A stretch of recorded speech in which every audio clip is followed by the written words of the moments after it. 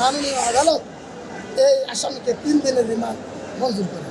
Gazipur city কর্পোরেশনের ভারপ্রাপ্ত mayor সাহেব উনি গাজীপুর থেকে যুবলীগ, আওয়ামী লীগ, ছাত্রলীগ, স্বেচ্ছাসেবক লীগ সহ সমস্ত তাদের নেতাকর্মীদেরকে সশস্ত্র অবস্থায় এই উত্তরায় এসে বৈষম্য বিরোধী আন্দোলনকারীদের উপরে আক্রমণ করেছে।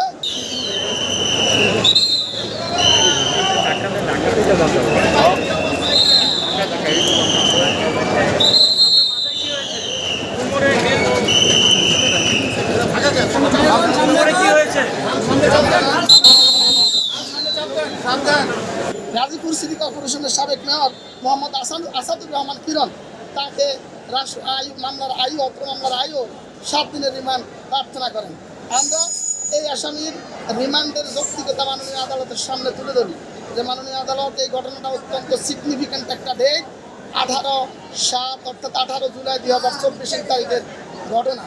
এই দিন উত্তরা সহ সব মশার বিরুদ্ধে সুরক্ষা দিতে এলো বসুন্ধরা এক্সট্রিম অ্যারোসল। মশার বিরুদ্ধে এক্সট্রিম সুরক্ষা।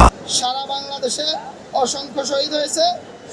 মুক্ত ফায়াজ সহ ঢাকা শহরে প্রায় 48 জন বৈষম্য বিরোধী আন্দোলনকারী শাহাদাত বরণ করেছেন।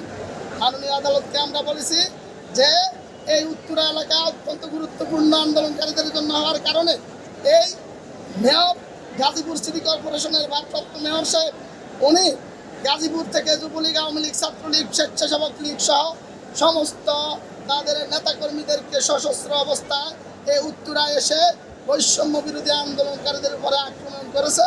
সেজন্য গাজীপুরের কারা কারা এখানে এসেছে, এই মামলার সাথে সম্পৃক্ত আসামি কারা, তাদের ব্যাপারে তথ্য, তাদেরকে গ্রেপ্তারের জন্য গুরুত্বপূর্ণ তথ্য সংগ্রহের জন্য মামলার তদন্তকারী কর্মকর্তাকে এই আসামির রিমান্ডের প্রয়োজন। এই আসামিকে রিমান্ডে নিলে পরে মামলার সাথে কারা সম্পৃক্ত সে বিষয়ে জানা যাবে, মামলার তদন্তের অগ্রগতি হবে, ন্যায় বিচার নিশ্চিত হবে। মাননীয় আদালত উভয় পক্ষকে শুনেছেন, উভয় পক্ষকে শ্রবণান্তে রাষ্ট্রপক্ষের বক্তব্যে সন্তুষ্ট হয়ে মাননীয় আদালত এই আসামিকে 3 দিনের রিমান্ড মঞ্জুর করে।